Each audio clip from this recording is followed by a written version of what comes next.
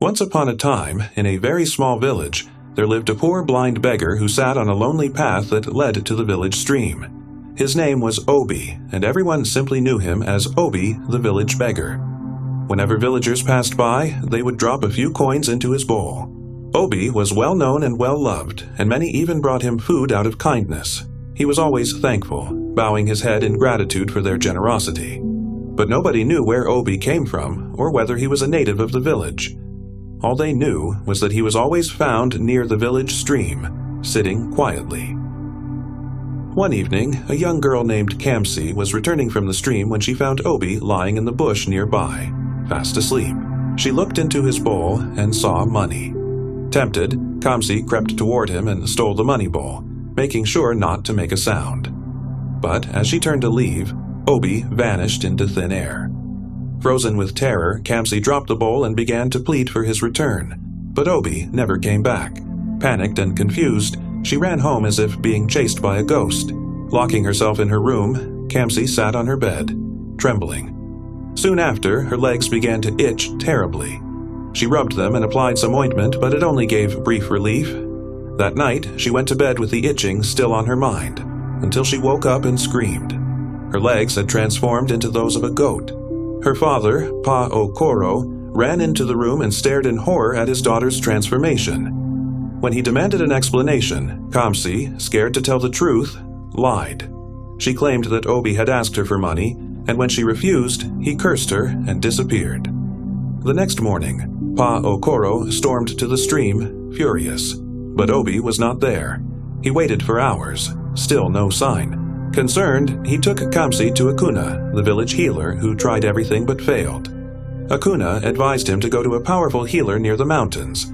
They went from healer to healer, but none could cure Kamsi's strange condition. Soon, the whole village knew about her goat legs, and people came just to see the girl who had been cursed. Weeks passed, and Kamsi became bedridden. Pa Okoro, in desperation, visited the seer, Madame Ifeoma, who revealed the truth. Obi was no ordinary beggar.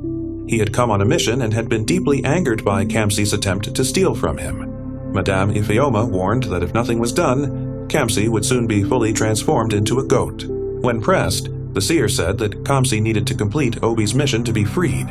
But only Kamsi could discover what that mission was. Back home, Pa Okoro confronted Kamsi and demanded the truth. Scared of being disowned, she confessed everything. It wasn't her first time stealing. She had done it before, and her mother had always covered for her. That negligence, Pa Okoro realized, had led to their current misery. Determined to make things right, Kamsi returned to the spot where Obi had once sat. She sat there for hours, enduring stares, gossip, and mockery from villagers. The next day, she returned again. 2 girls from the village laughed at her goat legs, bleeding like goats.